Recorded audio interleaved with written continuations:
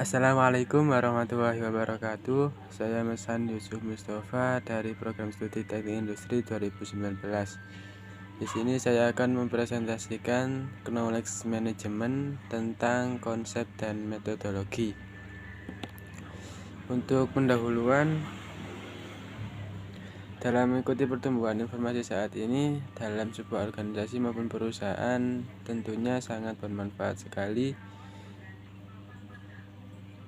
Penerapan knowledge management dapat menjadi salah satu solusi untuk menghadapinya.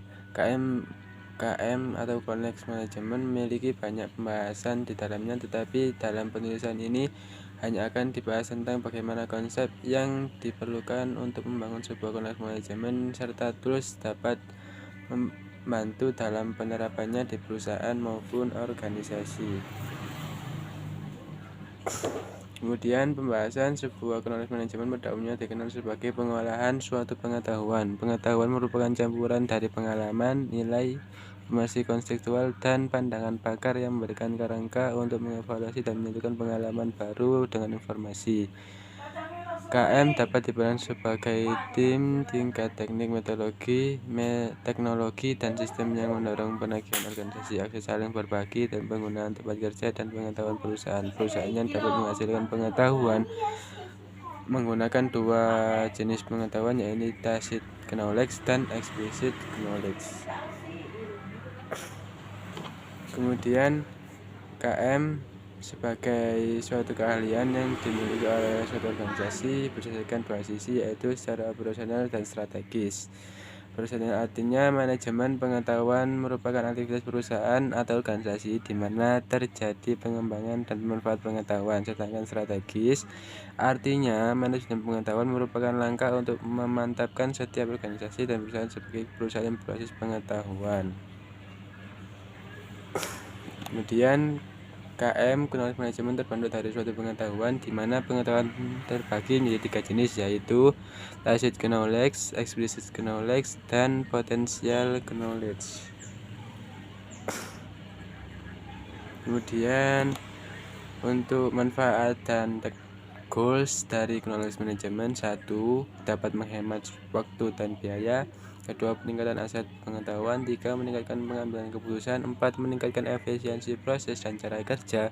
Kemudian yang terakhir, yang kelima, meningkatkan kemampuan dalam berinovasi terhadap produk dan kebijakan dalam perusahaan maupun organisasi.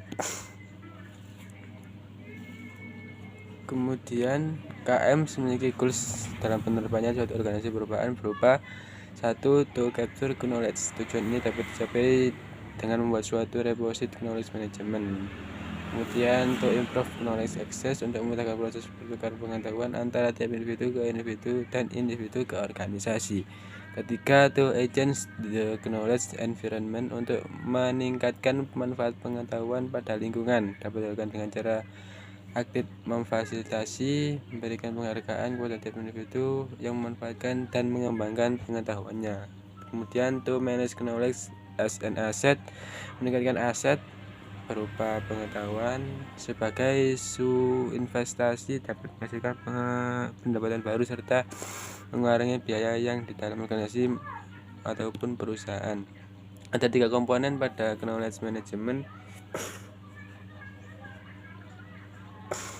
Ada 70% people, 70% teknologi, dan 20% proses. Ketiganya ini saling berhubungan. Kesimpulannya, penerapan knowledge management dibutuhkan bagi organisasi maupun perusahaan yang memperdayakan human resource yang cukup banyak atau besar, serta knowledge management ini dapat membantu sebuah perusahaan mengolah pengetahuan yang dimiliki dengan baik sehingga pengetahuan ini dapat merata dimiliki setiap individu yang terkait dalam sebuah organisasi dan perusahaan. Dengan menerapkan knowledge management ini dapat memajukan sebuah organisasi maupun perusahaan di bidang pengolahan informasi dan juga pengetahuan. Daftar pustaka pada jurnal kali ini ada 8, bisa dibaca atau bisa dijadikan referensi untuk selanjutnya. Sekian, terima kasih. Assalamualaikum warahmatullahi wabarakatuh.